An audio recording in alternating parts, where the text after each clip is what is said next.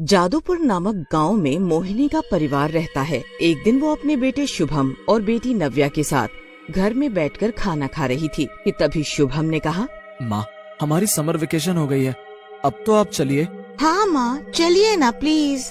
नहीं, मुझे अभी बहुत काम बचे हुए हैं, मैं कहीं नहीं जाऊंगी। चलिए ना माँ। एक साल में स्कूल से छुट्टी मिलती है, फिर भी आप जा नहीं रही हो। छुट्टी तुम्हें मिलती है, लेकिन मुझे इस घर से छुट्टी नहीं मिलती है। ठीक है माँ, हम आज शाम को नानी के घर चलते हैं, कल सुबह वापस आ जाएंगे। वैसे भी तुम दोनों मेरी बात मानने वाले नहीं हो, इसीलिए मैं तुम्हारे साथ चल रही हूँ। हम नानी के घर जाएंगे और खूब मस्ती करेंगे। ठीक है, अब जल्दी से तैयार हो जाओ, वरना पहुँचते पहुँचते रात हो जाएगी। शुभम और नव्या नानी के घर जाने के लिए तैयार हो गए। मोहिनी दोनों के साथ बस स्टैंड गई और खौफपुर गांव जाने वाली बस में बैठ गई। पूरी बस सवारियों से भरी हुई थी। खौफपुर पहुंचने से पहले ही कुछ घंटों में रात हो गई। बस एक सुनसान सड़क पर चल रही थी। अचानक ही बस का एक शीशा टूट गया और बहुत जोर से आवाज आई। सभी ने हैरानी से देखा, बस के अंदर बहुत तेज तेज हवा आने लगी। हवा के अंदर एक अजीब सा शोर था जो सभी को डरा रहा था। माँ, मुझे बहुत डर लग रहा है। क्यों मेरे बच्चे, इसमें डरने वाली बात क्या है? तेज हवा के कारण शीशा टूट गया है। माँ, ये अजीब सी आवाज भी आ रही है, इसलिए मुझे डर लग रहा है। तुम आंखें बंद करके सो जाओ, मैं हूँ ना, यहाँ कोई डर नहीं है। ठीक है माँ, मैं आंखें बंद करके सो जाती हूँ। शुभम और नव्या दोनों ने आंखें बंद कर ली, लेकिन उनके मन में डर अभी भी बैठा हुआ था। डरावने और अंधेरे से भरे खतरनाक रास्ते को देखकर मोहिनी के भी मन में भय बैठा हुआ था।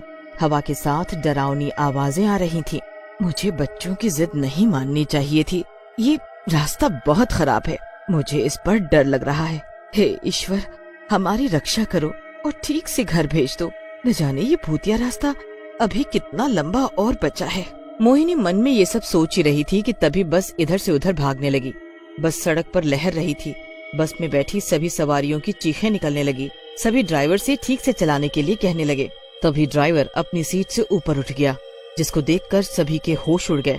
नहीं नहीं, हम मर जाएंगे, हमें बचाओ बचाओ, हम मर जाएंगे, आप बस ठीक से चलाइए, प्लीज प्लीज प्लीज।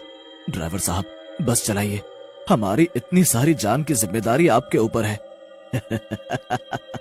आज कोई नहीं बचेगा, आज मैं किसी को भी जीवित नहीं छोड़ूंगा। आज इस बस में एक भी आदमी जीवित नहीं बचेगा। आपकी हम सबसे क्या दुश्मनी है? प्लीज आप बस चलाइए, वरना हमारे साथ आप भी मारे जाएंगे।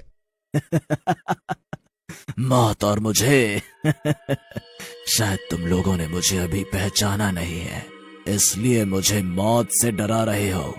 कौन है आप और निर्दोष व मासूम लोगों से क्या चाहते हो? हमें जाने दो, बस रोक दो। हमारे छोटे छोटे बच्चों की जान को खतरे में मत डालिए।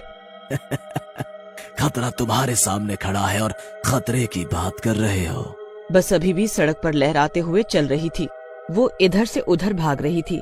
तभी ड्राइवर ने अपने लंबे दांत बाहर निकाले और चेहरा बदल लिया। उसकी आंखों से खून आ रहा था। ये देखकर पूरी बस एक साथ चिल्लाने लगती है। बचाओ बचाओ, छोड़ दो, हमें जाने दो।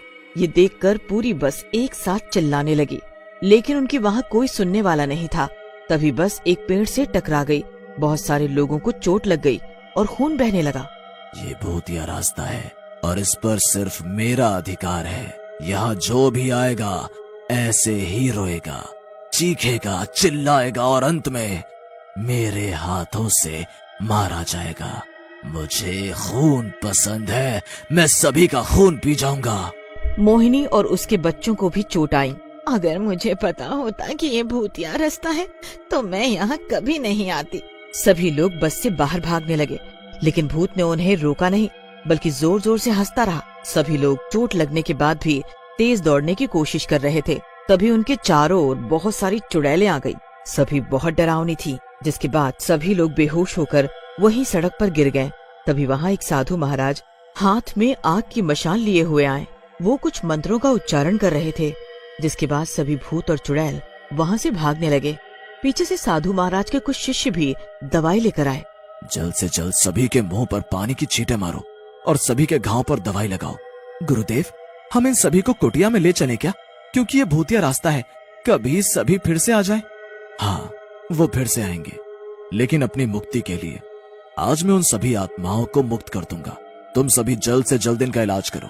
साधु महाराज के शिष्य सभी घायल लोगों की सेवा में लग गए, जबकि साधु महाराज ने वहाँ हवन कुंड बनाया और हवन करने लगे। साधु महाराज पिछले 1 घंटे से हवन कर रहे थे।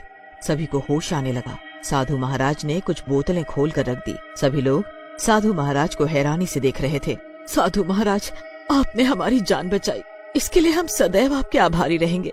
अब दोबारा कभी इस रास्ते पर नहीं आएंगे। मैं आज इस भूतिया रास्ते से भूतों को समाप्त कर दूंगा और फिर यह रास्ता भी अच्छा हो जाएगा। महाराज, ये रास्ता भूतिया रास्ता कैसे बना?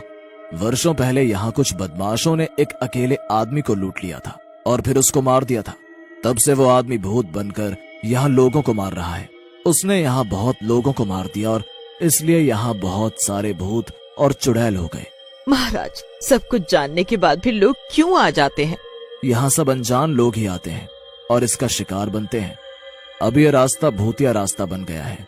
जिनको इसके बारे में पता है वो यहाँ नहीं आते, इसलिए ये अब और भी ज्यादा सुनसान हो गया है।